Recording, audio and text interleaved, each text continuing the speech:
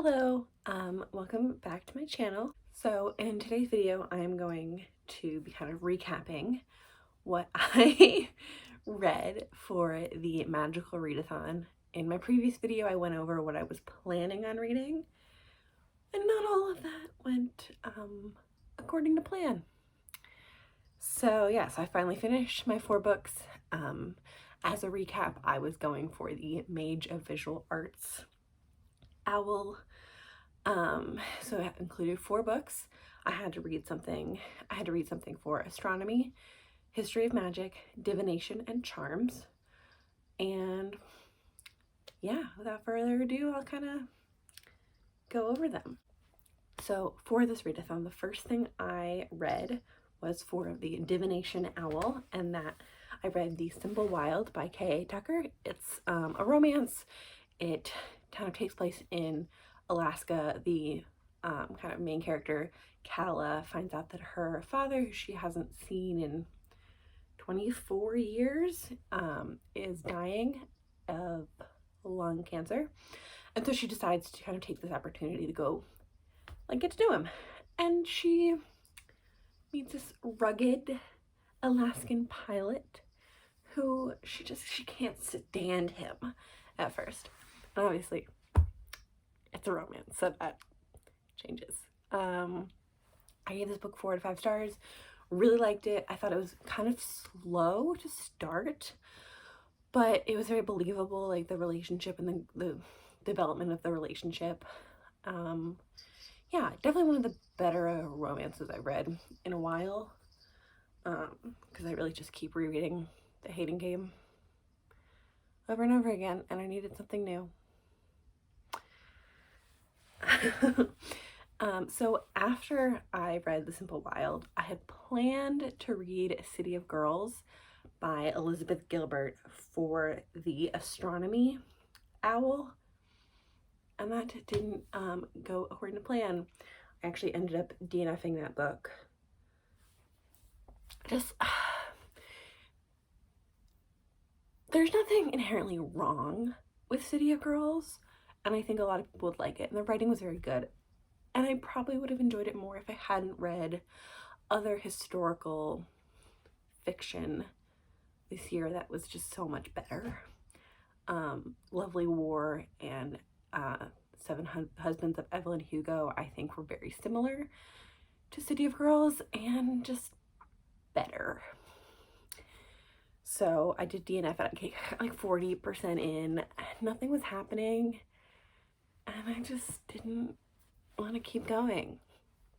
I wasn't enjoying it, so sorry. Yeah, so I kind of stepped away from that one and was like, I'll pick something else and come back to it. So after that, I did my Charms Owl, and I read Turn of the Key by Ruth Ware, which is a thriller.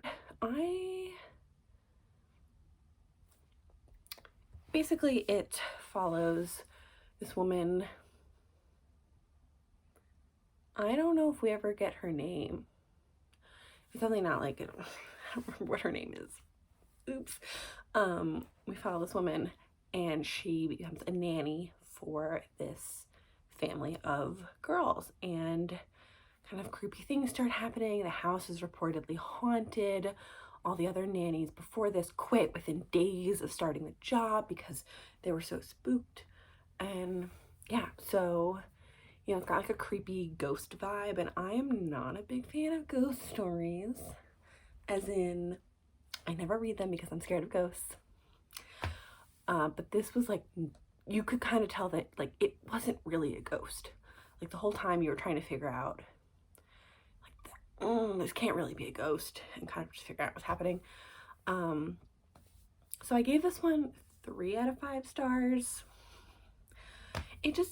I found it kind of disappointing by the end of it. I think maybe the first half was interesting and like creepy and had the right mood, but like the latter half I was just bored, and like when the twist came I was like, oh, okay, cool.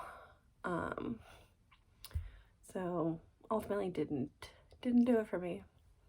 So for my third owl in History of Magic, I read Bone Crier's Moon by Catherine Purdell.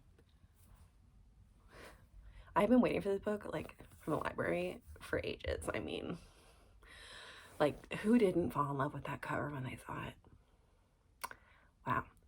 So this book is kind of confusing, honestly, but the basic premise is you have these women who are luresses. It kind of takes place in, like, France, and luresses, and they ferry the souls of the dead to heaven or hell. And then, so you have that, like, set of people, and then you have these kind of orphans whose fathers have been killed by the luresses, who they get their magic from bones and from the gods, and part of their magic is that they have to kill, like, their true love. And these are the children of the fathers who were their true loves. And so these kids decide that they are going to kill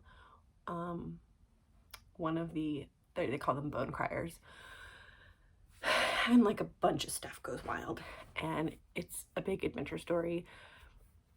I did give this one 4 out of 5 stars because I really enjoyed it, but I will say there was a lot wrong with this book. I think it moved too fast. You know, there would be times where something really major would happen, and then the next chapter was like, and 2 weeks later, and you're like, what's happened in those 2 weeks? Like, why are we skipping so much time, and why is nothing happening in this time? The pacing felt a little weird. But I'm probably gonna read the sequel because you are kind of left on a cliffhanger. I thought the book was good, but a lot happens in it. Maybe too much. Like, I thought the climax, the point that I thought would be the climax, was like 20% in. So, yeah. So the last book I had to read, I stopped City of Girls, which was going to be my astronomy owl. It was a book you had to read at night. I kind of put this one off to the end. I ended up picking up The Gracier by Kim Liggett. And wow, this book, it's definitely kind of like a horror vibe. You're dropped into this world that's very like Handmaid's Tale. Women have like no rights. They're either like wives and all they have to do is like push out babies and like listen to their husbands, or they're sent to the slaughterhouse. But first, they have to go through what's called their grace year, because this community seems to think that women have magic powers at age 16, where they can draw men away and lure them away, and they're dirty and impure, and they have to be sent away to like cleanse themselves of this magic. Got a friend. And so it follows Tierney, who kind of doesn't really believe in this. Like, she's not really sure what to believe. She's grown up in this society, but you know, her family hasn't really implemented the strict gender roles on her so much. Like, she knows she doesn't want to be a wife. She wants to work in the fields. She ends up getting marked as a wife before she's sent off. And you know, basically you just put a bunch of 16-year-old girls with no, like, you give them no rules and you tell them they have magic powers and send them off for a year to like fend for themselves, and like shit hits the fan. It gets a little wild, it gets a little crazy. There's also like these poachers outside the fence of this like compound that they all live in for this year, who, if the girls leave the safety of the fences, they can be killed by these poachers and then sold as like medicine because they're thought to be imbued with magic powers. It's a wild ride. Yeah, I really liked this one. I gave this 4 out of 5 stars, like 4.5. This is definitely not my typical genre book, but I really enjoyed reading it. The cover was beautiful, which is really what drew me to it, and the premise wasn't expecting me put in like Puritan society, which is kind of where you're thrown in. I really thought this would I don't know, I didn't think the summary was quite so specific to what the book was about. Yeah, so that's kind of my overview of all the books I read. I really enjoyed them. I had a good time. I passed my owls. Woo!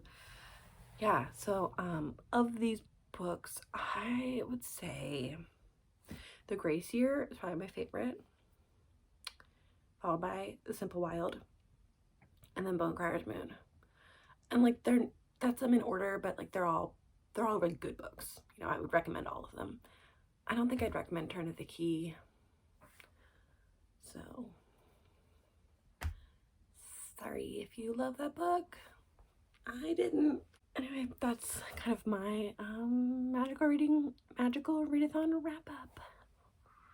Bam bam bam, boom boom boom. So now we have the newts in later this year. Can't wait for that. All right, happy reading. Bye.